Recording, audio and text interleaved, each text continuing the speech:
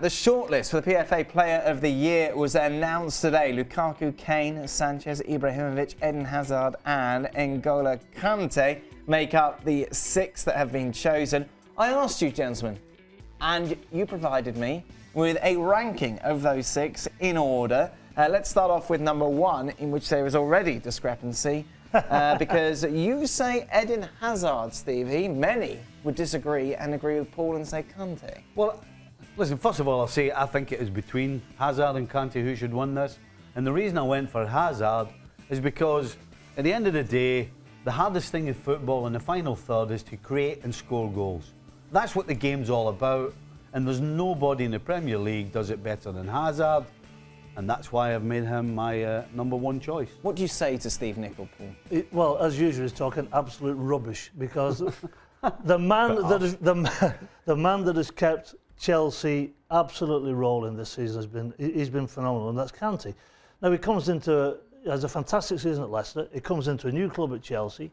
The coach wants to play 4-4-2. He says, "Okay, boss, no problem." The coach wasn't happy with it. He changed it to the 3-5 in an absolute heartbeat. No problem for him, and he just protects that back four.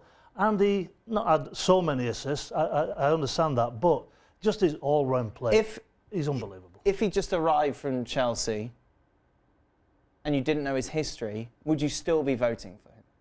I think that's impossible not to, Dan, because a lot of people say, well, look what he did at Leicester, but this is just a year, isn't it? It's just a season. Player of the year. As the season's gone on, we do team of the week, right, for ESPN FC.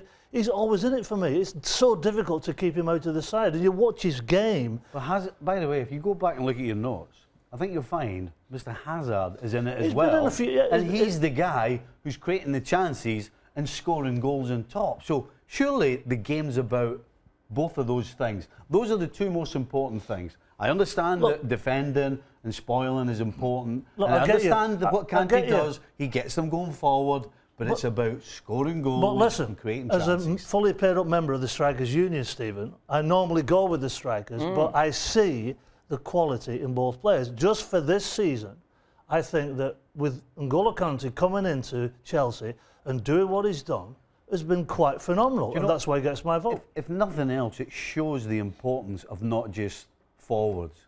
One of the things I hate about today's game is that it seems like nobody wants to defend anymore. Well, this guy defends, Kante. Can I ask, as a player, it's a weird question, would you vote differently than as a punter for this?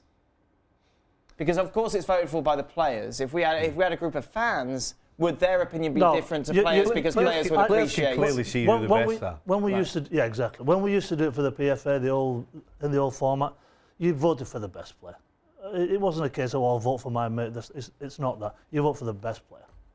Players can clearly see the best players, and I think those 6 that are up there actually are the best players.